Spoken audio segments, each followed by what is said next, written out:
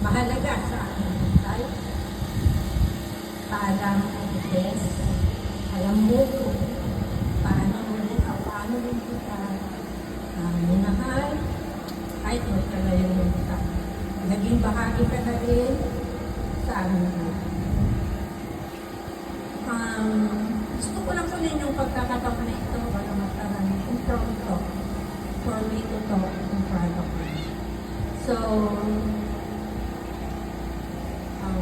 tinignan ko kasi sa Google kahapon kung ano ang meaning ng pangalan ng test. And I have seen na ang test is to read. So this is the time sana na, or pagkakataon na siya ay lalasapin na niya ang mga pagkakataon na paghihirap niya nung maliliit pa yung mga bata hanggang sa kanilang pagdating. Ito na sana yung pagkakataon na maramdaman niya yung tunay na buhay ng ginhawa sa piling ng kanyang pamilya. But sad to say na eto nga ang nangyari. Anyway, hindi naman natin hawak ang ating buhay. Nag-isip ako kagabi kasi iniisip ko baka magsasalita.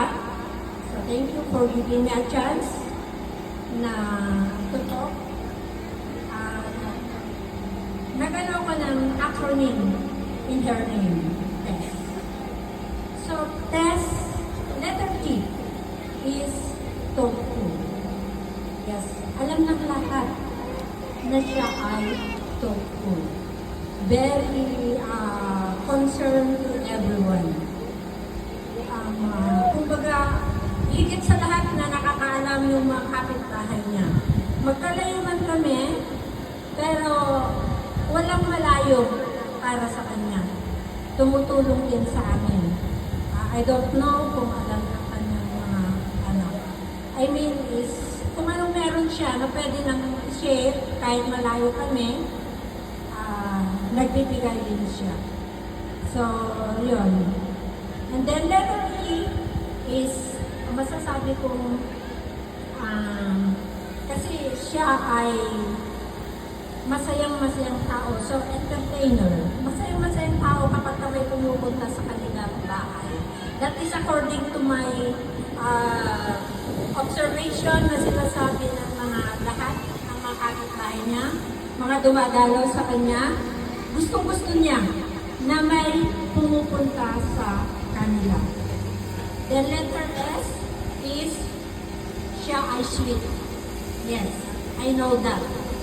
And we know that.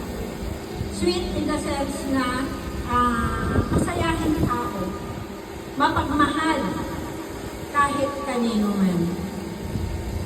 At yan ang naranasan ko at naramdaman ko sa kanila.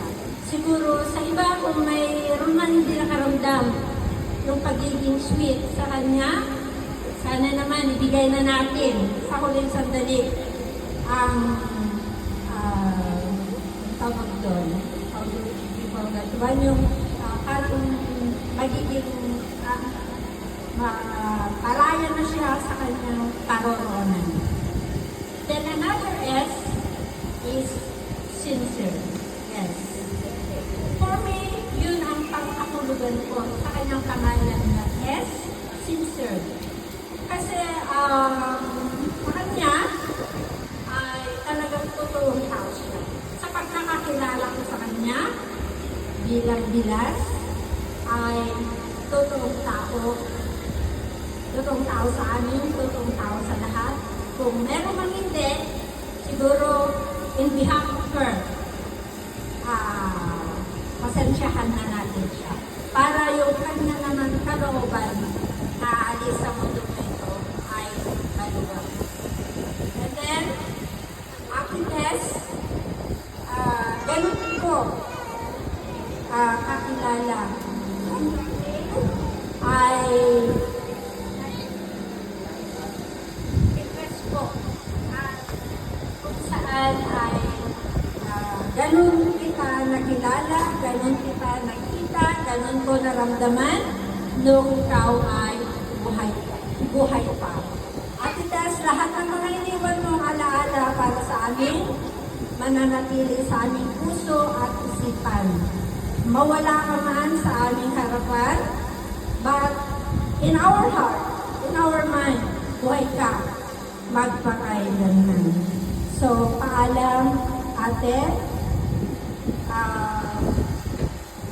Alam ko, maraming nagmamahal sa'yo. Nakita mo naman. And then, at hindi lilit sa iyo kaalaman. So, yun po para sa akin si Ate Tess. Thank you so much, mga anak. Thank you kay Maris, anak, for this time na magsalita sa huling Sunday. Kay Kuya, at sa lahat, mga pamangkin, sana maging matatag kayo. Alam ko, ito yung pinakamahirap na part ng buhay niyo. Pinakamahirap ng buhay na mawalan ng mga ina, ng magulang. At masakit. Pero wala tayong magagawa. This is God's will. So, ipaubayan natin sa ating Panginoon. Siguro may plano para sa inyong lahat. Na hindi niya kinuha kung hindi niya alam na kaya niyong harapin ang anumang pagsubok para sa inyo sa darating na buhay. Lumisan na ng inyong nanay, ang inyong mama, alam ko, sa tabi ninyo, nandun siya. Kung palagi ko naririnig na sinasabi nyo na wala nagsasalubong, magsasabi kung anong kulang. Alam nyo mga nakakaiba kayo talaga. Sometimes, may family rin ako, but I cannot feel so much like that kung ano yung mga pinahagi ninyo sa inyong mga magulang. Uliran kayo. Kaya sa mga may pamilya dito, sana ganyan din ang pamigay sa mga magulang. I salute you all, mga anak. So, yun lang, ate. Alam ko, masaya ka, masakit. Sinasabi mo sa akin, Luz, matagal pang buhay ko. Ayaw ko pang mamamatay. Yan ang madalas yung sinasabi. Talagang gusto niyang maabot sana ang kanyang pangarap.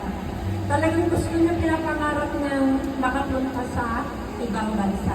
Ang tuwa niya, ang saya niya, lalo na nung papunta na sana sa Australia last, December 14, I think. So, yun.